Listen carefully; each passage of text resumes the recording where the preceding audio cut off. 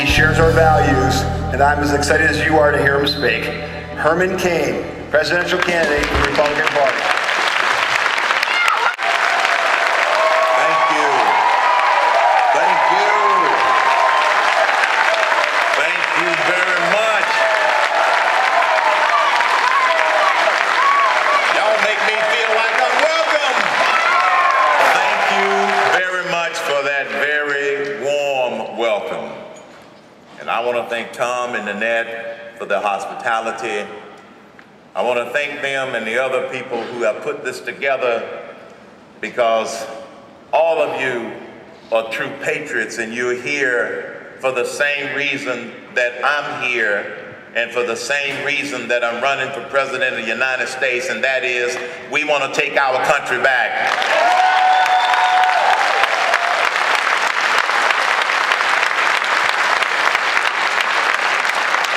It was our founding fathers who established the foundation for who we are and what we are today. When they said we, and they meant we the people, we hold these truths to be self-evident, that all men are created equal, that they are endowed by their Creator with certain unalienable rights. And you notice I didn't leave endowed by their Creator out, and I never will. Never will.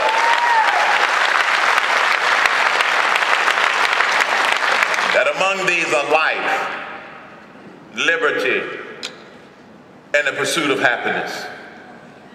I don't know about you, but I never get tired of reciting those words. I never get tired of hearing those words, because they were inspired by godly principles, by godly men. And that document then inspired the Constitution of the United States of America. And some people want to rewrite the Constitution.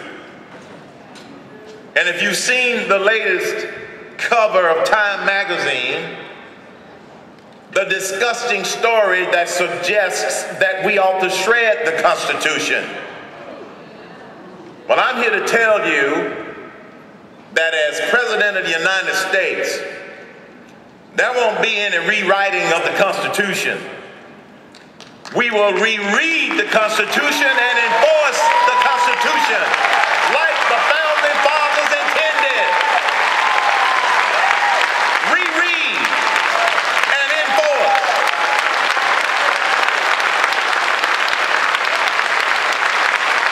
This nation has been on a path to prosperity for nearly 235 years. Even though we have hit some bumps in the road, even though we have an administration and a president that wants to turn America into a government-dominated socialist country. But despite the bumps in the road that we have experienced, we know that this nation is resilient. When the founding fathers started this nation, they didn't have an overwhelming majority. Some people thought it was a crazy idea to fight the British in order to establish a free nation. But it only took a few dedicated patriots to get this nation started. And I describe in those patriots what I call the spirit of America. It was the spirit of America that led that revolution. And it was the spirit of America that allowed us to win our independence with those first 13 states, colonies. It was that same spirit of America that got this nation through the Civil War, when there were those who wanted to divide this nation And a great leader by the name of Abraham Lincoln stepped forward and said, a nation divided cannot stand. And it was his leadership and his spirit that allowed the United States of America to prevail. That spirit of America. It got us through World War I, when it appeared as if we were fighting against everybody else in the world, but we prevailed because of the spirit of the American people. The Great Depression, the spirit of America, got us through that turbulent time and those turbulent times. World War II, Korea, Vietnam, Desert Storm. The spirit of America has been the glue that has allowed this nation to be resilient despite the challenges that we face. And today, on this Independence Day weekend celebration, it is that same spirit of America that has caused you to come here to this place to express the fact that you still believe in this nation and you represent that renewed spirit of America called the Tea Party Citizens Movement in the United States of America.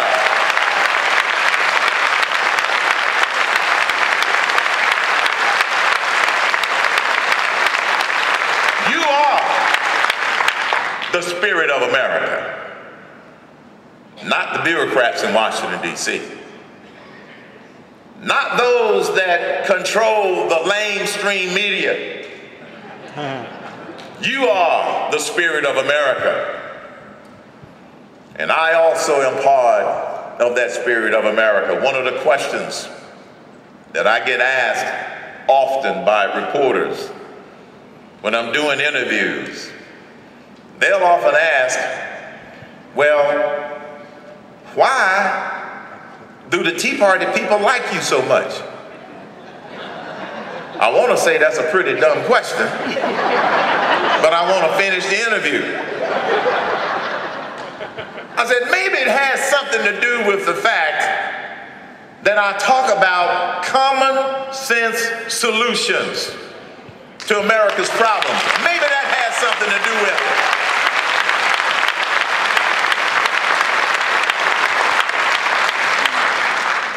We have become a nation of crises. We have so many issues. Maybe it has something to do with the fact that I know how to solve problems. I have led organizations, turned organizations around, taken different problem situations and fixed them, or led a team to get it done. We have an economic crisis. We've got an energy crisis. We've got an entitlement spending crisis. We have a moral crisis because there are those that are trying to take God out of our culture, and we're simply not going to let that happen.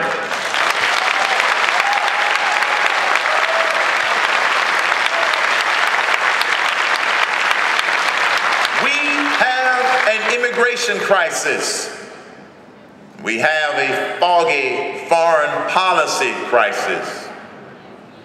And the biggest problem we have, the biggest crisis we have in this nation is a severe deficiency of leadership crisis. That's why I'm running for president of the United States of America.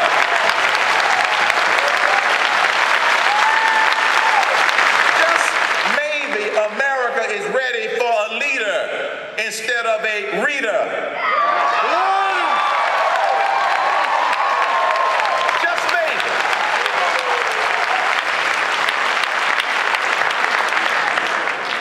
Did you notice I couldn't rent a teleprompter for the evening? I don't do teleprompters.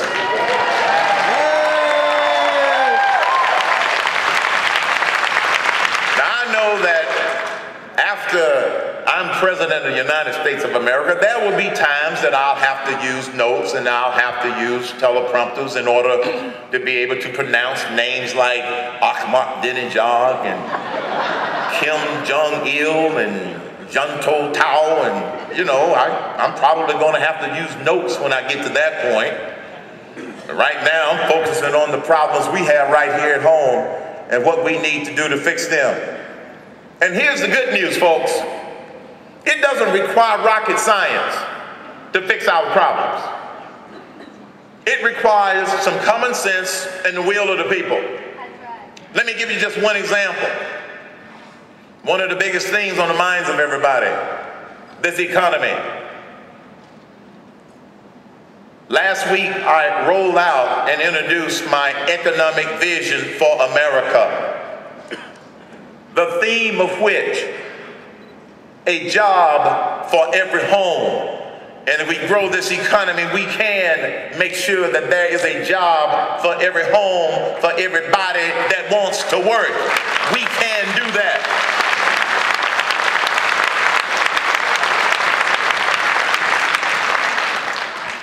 Here's my some of the components of my economic vision. We must lower the top corporate tax rate and lower the top personal tax rate to a maximum of 25%. Maximum. We must suspend taxes on repatriated profits and allow nearly $3 trillion to come back home without being taxed again.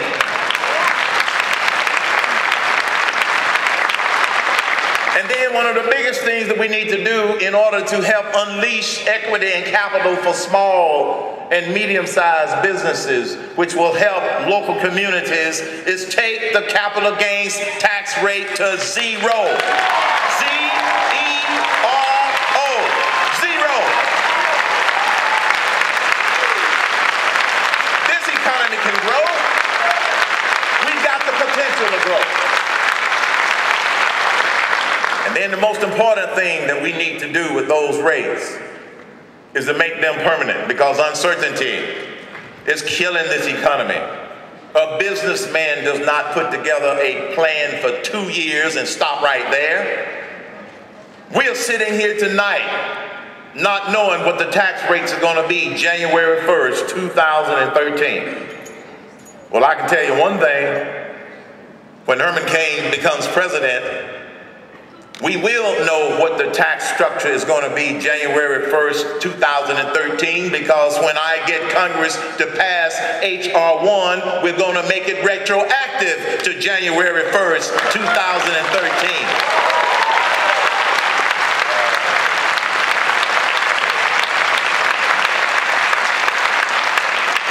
And those are some of the ideas. And I love it when some reporters, not all, see, some of the reporters don't like me. I have this habit of telling it like it is and you know, refuting them when they misrepresent me.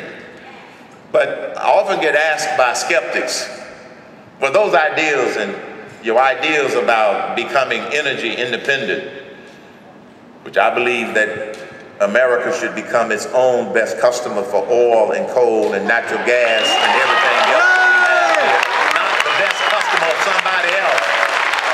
How about America first? America first.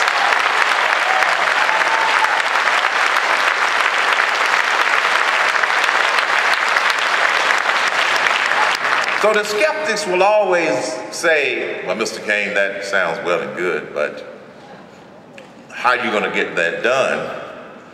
You're going to have a tough time.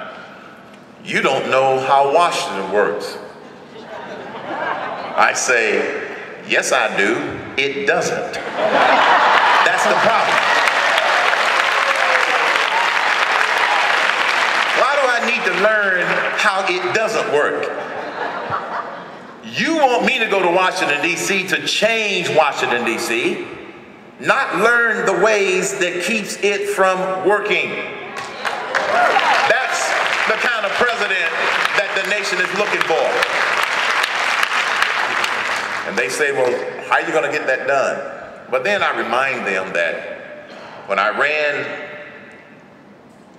a region for Burger King out of Philadelphia back in the early 1980s, I had a region of 450 Burger King restaurants, and 350 of those restaurants were owned by franchisees.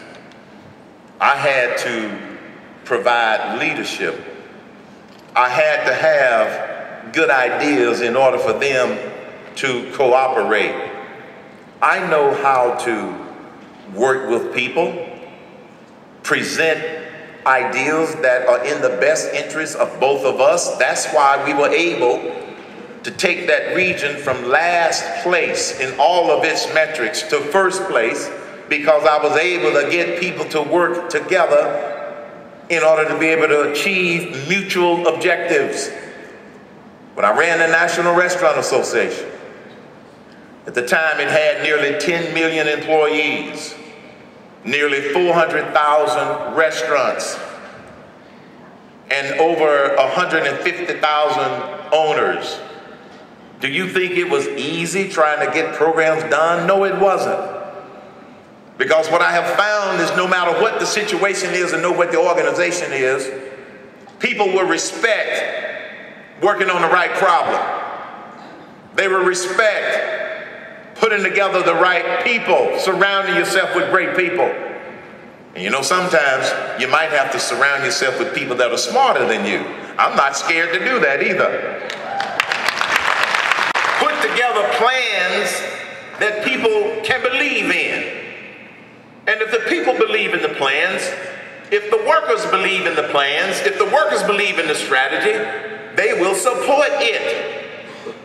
And I did this in every one of my business experiences, and I happen to believe that this same approach will work in Washington, D.C., because as former Senator Everett Dirksen said it best about Washington, D.C., if you want to get something done, when they feel the heat, they will see the light. Y'all gonna be my heat to help them see the light. I'm gonna lead, but I'm gonna need you all to bring the heat when we put these ideas in the form of legislation. And so all of these crises that I have mentioned, we can fix them. The little Common Sense Solutions booklet outlines the approach to many of these. And I also get asked by a lot of reporters, well, Mr. Cain, why are you running? And I basically say, well, America can't wait. They need me now, because these problems are only going to get worse. And when you look at all of the things that we need to do, I firmly believe that we can. And I know that many of the skeptics have said, well, you know, you really don't fit the traditional campaign model.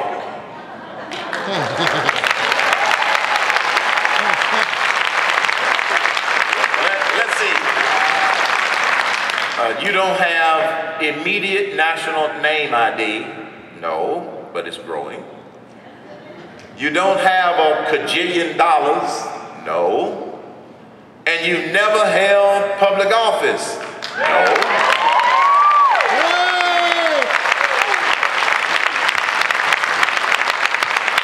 Then why is it, Mr. Cain, that you continue to move up in the polls when you don't satisfy our model for success? And my response is, because the American people have a different model for success. And it starts with the people, not with the politicians, not with the media. That's why I'm moving up in the polls. We the people are still in charge of this country.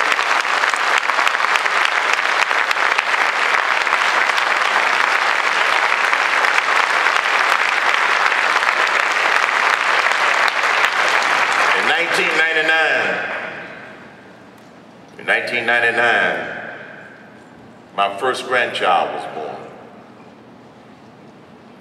When I was able to get back to the hospital in Atlanta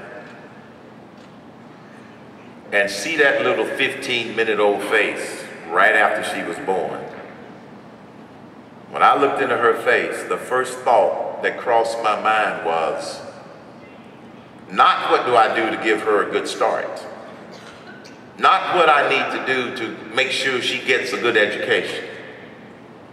The first thought that went through my mind, so help me God, was, what do I do to make this a better world and a better nation? I didn't know the answer then, but I knew that the Spirit of God was speaking to me, and it caused me to ponder for years.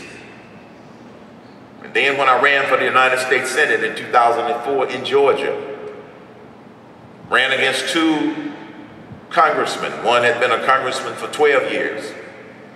One had been a congressman for 6 years.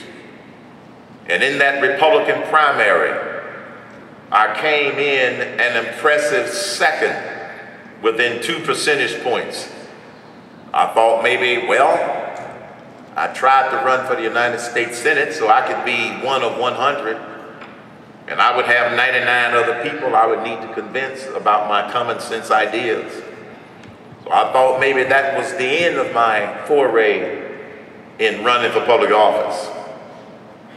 And then in 2006, I was diagnosed with stage 4 cancer. I had cancer in my colon and cancer in my liver. And the doctors told me that I had only a 30% chance of survival. And when I met with my surgeon and we laid out my treatment program, chemotherapy, double surgery, chemotherapy. There was an aggressive treatment schedule over a period of 9 months because I told the doctor, I might only have a 30% chance of survival, but I happen to believe I'm going to be one of your new success stories. And so when he laid out the plan and said what we had to do, when I was first diagnosed, a friend of mine said, you need to get a second opinion. I said, why do I need to get a second opinion? The doctor has already analyzed all of my tests, my x-rays, my colonoscopy, my CAT scan. The conclusions seem to be pretty clear. So why do I need to get a second opinion? She said, because in medical school, with all due respect, Dr. Price, not all doctors make A's. And she was right. I said, well, who do you recommend that I go see? She said, I have a family friend, a friend of the family who is a colon specialist in Savannah, Georgia. We live in Atlanta. That's 3 hours away. I'm going, why should I drive all the way to Savannah, Georgia? Let's find another second opinion right here across town. And she said, I think you ought to go and see this particular doctor. I said, why? She said, his name is Dr. Lord. How do you spell that? She said, L-O-R-D. I'll be there Monday morning.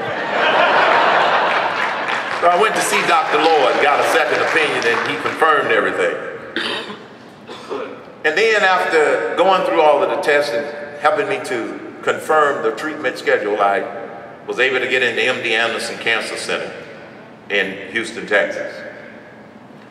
And the day that my wife and I went out for orientation, it was on a Sunday afternoon, I'll never forget it.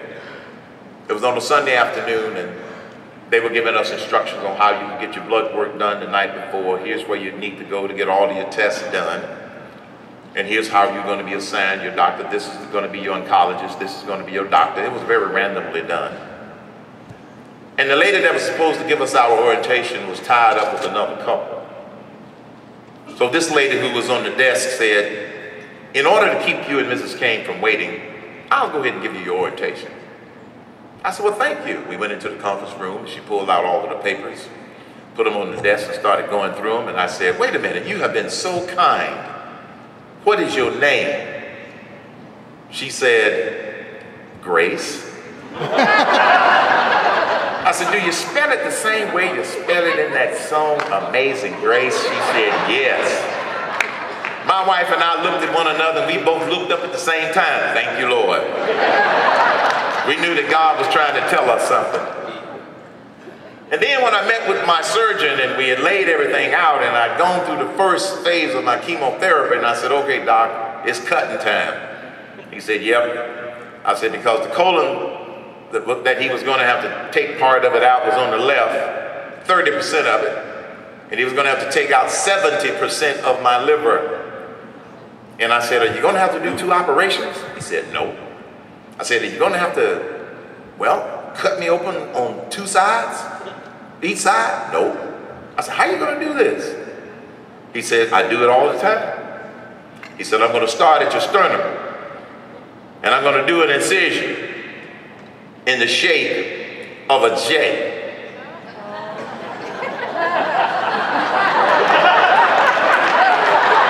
As in J-E-S-U-S, he said yes.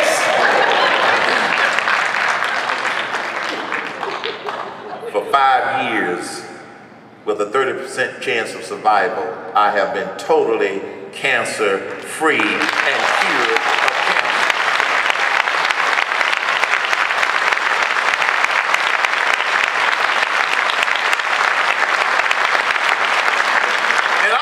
Because I'm a man of faith, I asked God Almighty, why did you want to keep me here a little while longer? God simply said, not yet. I got work for you to do. And ultimately, my life unfolded to take on a challenge that I never, ever dreamed that I would take on.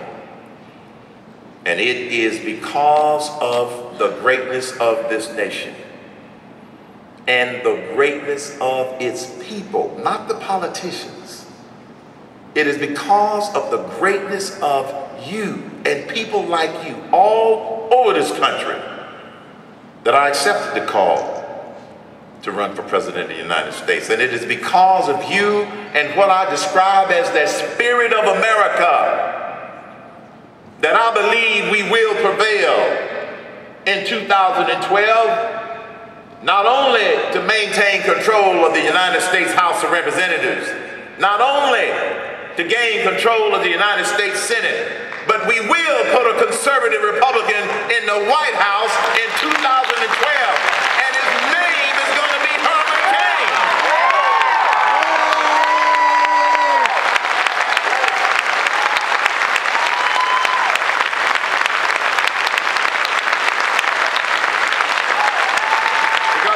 Pointed out on May 21st, my life was in God's hand after achieving my American dream. My life is still in God's hands, and so is this campaign.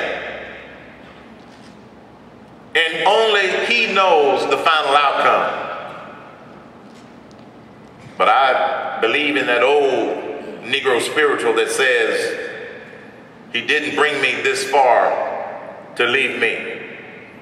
And this journey to the White House and this journey to the presidency, I am undaunted and unafraid, because I know that the prayers and the encouragement of the American people and my own prayers and my family's prayers represent that secret weapon that's going to make the difference. I had a reporter say, well, how are you going to close that big gap between the amount of money that some of your competitors are raising? And I didn't start out with a war chest. No, we have not raised as much money as some of the other Republican contenders. But I remind people that, you know what? If you can buy a nomination, or if you can buy a second term with $1 billion, then the politicians win and the people lose. I don't think the people are going to lose just because I don't raise the greatest amount of money. It's not about money.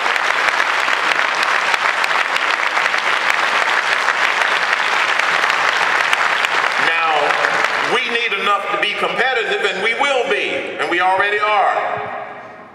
But the American people are the ones that are saying, we the people of the United States, in order to form a more perfect union, it has gotten too imperfect, and we're going to get it back on track.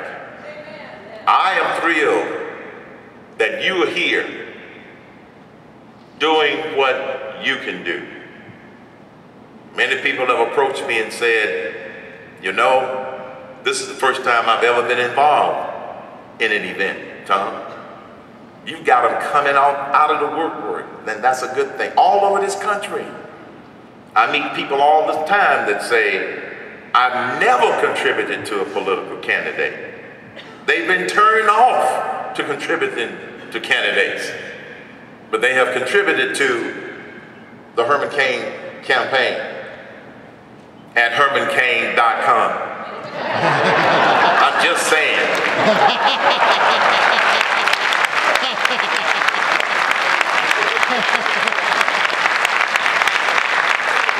And that is the reason I believe in my heart that we're going to be able to do this.